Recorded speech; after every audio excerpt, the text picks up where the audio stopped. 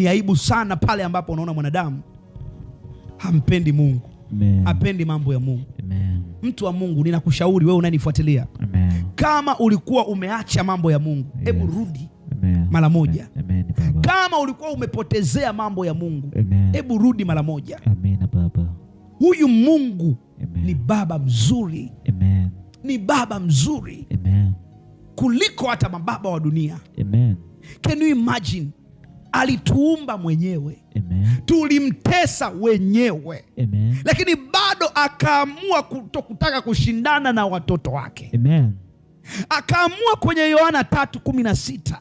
Anasema kwa maana jinsi hii Mungu aliupenda ulimwengu. Wow. Akaamua kupenda tena. Amen. Mahali palipomuumiza. Amen. Akaamua kupenda. Amen.